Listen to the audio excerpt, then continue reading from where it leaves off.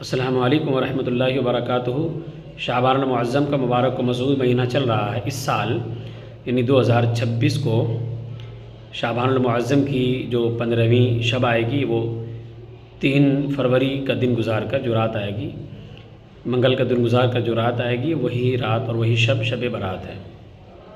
اس رات میں مسلمان کثرت سے عبادت و ریاضت کرتے ہیں، کیونکہ حدیث پاک میں اس رات میں عبادت کرنے، قیام کرنے اور دن میں روزہ رکھنے کا حکم ارشاد فرمایا گیا ہے۔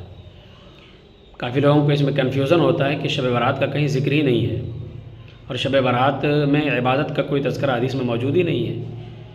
یہ کہہ کر کچھ لوگ شب برات میں عبادت و ریاضت کرنے سے روک دیتے ہیں۔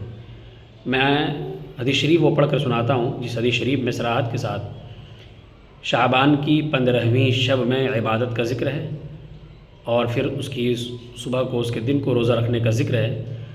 وہ حدیث شریف میں پڑھ کے پہلے سناتا ہوں، آپ دیکھیں وہ حدیث شریف موجود ہے یا نہیں۔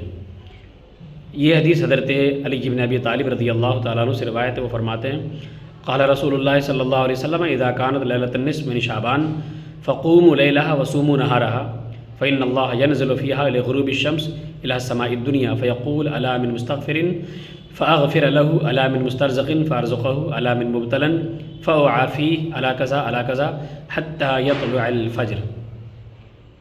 یہ حدیث شریف صحاح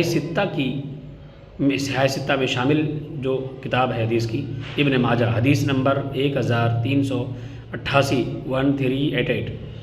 اس حدیث شریف میں یہ صراحت کے ساتھ موجود ہے، حضرت علی رضی اللہ تعالیٰ عنہ اس حدیث کے راوی ہیں، کہ حضور صلی اللہ علیہ وسلم نے یہ ارشاد فرمایا ہے کہ جب شعبان المعظم کی درمیانی شب آتی ہے، یعنی 15ویں تاریخ کی جب شب آتی ہے، تو اس رات میں 15ویں شعبان کے رات میں قیام کرو، قوموا لیلہا، رات میں قیام کرو، وصوموا نہارہا، اور دن میں روزہ رکھو۔ کیوں؟ اس رات میں کیا برکت ہے؟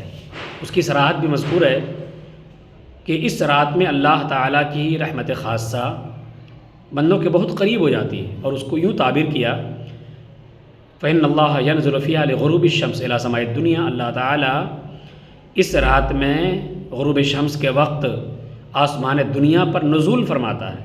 اللہ کی رحمت خاصہ اس تاریخ میں آسمان دنیا پر آ جاتی ہے، یعنی بندوں کے بہت قریب ہو جاتی ہے رحمت الہی، اور رحمت الہی خود ہی آگے بڑھ کر بندوں کو پکارتی ہے۔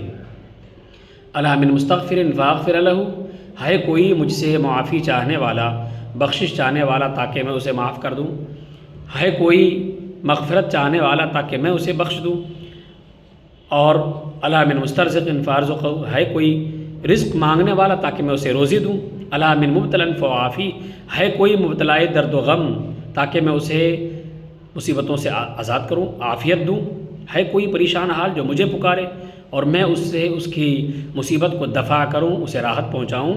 اللہ کی رحمت اس مبارک رات میں خود ہی آگے بڑھ کر بندے کو پکارتی ہے، اور یہ بات حدیث شریف میں موجود ہے، اور وہ بھی صحاح ستہ میں موجود ہے۔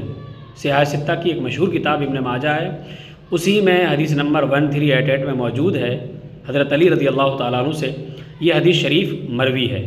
تو اب صراحت کے ساتھ یہ حدیث شریف مل گئی، تو اب بھلا کیسے انکار کیا جا سکتا ہے کہ شب برات کا کوئی ذکر ہی نہیں، حدیث شریف میں کہیں موجود ہی نہیں؟ یہ تو ہٹ درمی ہے کہ حدیث موجود ہے، اور اس کے باوجود کہا جا رہا ہے کہ حدیث موجود نہیں۔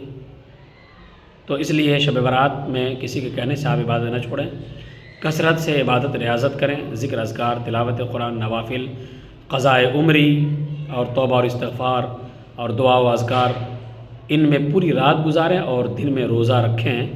یہی اسلام کا تقاضا ہے، اور یہی اس حدیث شریف میں مطلوب ہے۔ لہٰذا اس حدیث شریف پر عمل کرتے ہوئے ہم لوگوں کو شب برات میں عبادت ضرور کرنا چاہیے، اور دن میں روزہ رکھنا چاہیے۔ اللہ تعالیٰ سب کو اس کی توفیق عطا فرمائے۔